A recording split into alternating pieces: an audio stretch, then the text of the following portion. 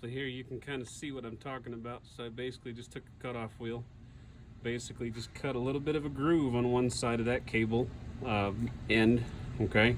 I'm not hurting the strength, I'm not destroying the cable in any way. I know there's gonna be that guy in the comments, oh, you screwed up the cable, no, it needs a new cable. No, I don't need a new cable, it's gonna be just fine, okay? So from this point, I'll go ahead and simply just twist the cable.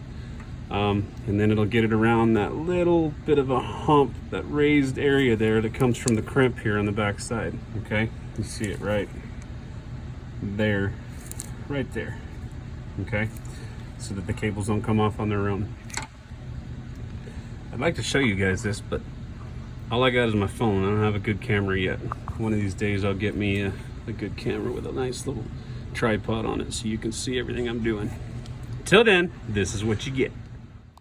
And bam, just like that, cable's out, okay? So from this point, we can go ahead and release our channel locks, vice grips, whatever you want to call them. We got 2 more tabs here because this cable does go inside the truck. We'll need to compress these 2 tabs here and on the bottom and push this cable through, pull it out of the other side of the frame over here. You can see that, right? That way that cable will go up with the cab of the truck. Okay, so we went ahead and pulled the brake master cylinder off the hydro boost. Got the lines off the hydro boost because they're going to stay down with the frame and the engine. The brake master cylinder and all the lines are going to stay down with the frame, so I just bungee corded that to the side of the engine. It took the fuel lines off. You don't really have to do that. I did that because I needed to pull the glow plug module off to get the harness and stuff out of the way. As you can see over here, looking underneath this bad boy, I had a lot of those connectors unplugged. A couple of them I didn't need to. There's a few other little connectors I had to pull off to get the harness down and out of the way. Just remember, take your pictures so you know how it goes. Look underneath, you can kind of see the crazy rat's nest of wiring. I got those clamp off pliers there just to keep the power steering fluid from dumping all over the place. Part of my harness down here, the ECM is still in the truck, but all the connectors are off. It's all disconnected. Let's see. Everything looks good here. Everything between the frame and the cab and the engine and the cab seems to be disconnected. So you can see everything up front. Kind of all went over that. Like I said, I went ahead and pulled the quick connect off of the driver's side of the external transmission cooler. I'm just going to let that line hang down. That's going to stay with the frame. This one's going to go up with the truck because it actually comes into the top of the radiator over here. The radiator is also going to go up at the top of the truck, okay? And just like we talked about, I went ahead and I pulled the radiator hose off the bottom of the radiator and decided to leave that hose here on the frame so everything will move up away while leaving the hose here.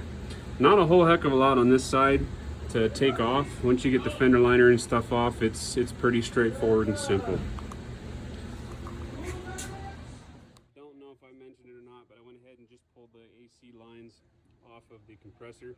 That way both of those lines will go up with the cab, and the compressor will stay on the engine here. No AC lines are attached to the frame anywhere. Just do the right thing and make sure you have a AC recovery machine to go ahead and take the refrigerant out of the system. Don't just let it out in the air. Come on, people. Killing the penguins. Knock it off. Do it right. Getting closer to pulling the cab here. So now we need to go ahead and unbolt the cab from the frame. So you'll see all the frame mount brackets here coming off of the frame going to the body. The 2 front on each side are going to be, it looks like to be an 18 or a 19 millimeter nut.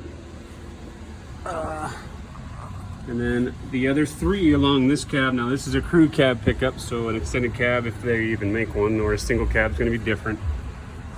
But these are going to be bolts. So take that bolt out. You can see the next frame bracket, and another one further back. And take all those bolts out. And we'll go ahead and start lifting the cab and see what happens. Something I do want to point out here, when I was taking the 18 millimeter nut here off of the front cab mount, it is a through bolt, so it's just spinning. So I'm gonna have easy access because the grill and everything was already previously removed. If you don't pull the grill, it looks like you still would be able to get in here from the back side. Might be a little bit more difficult, but just wanted to point that out just in case anybody was wondering. It is a through bolt, there is a head on it, so don't worry about it stripping a solid mounted bolt or something like that. It's just a through bolt. All right, we have reached that point. I went ahead and got my lift legs set on the cab.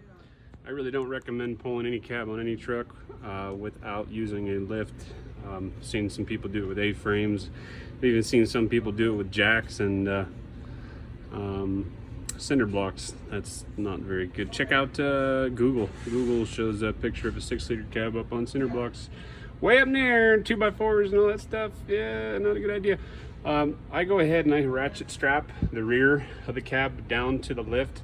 I know a lot of people don't really do that kind of thing with pulling cabs on pickup trucks. I do. It's kind of just a peace of mind thing, just to make sure, because this thing is a little more nose heavy since the first front lift point is behind the front tire. The rear is at the back of the cab. Just makes me feel a little bit better. You don't have to do it. Probably seen people get away without doing it. So here we go.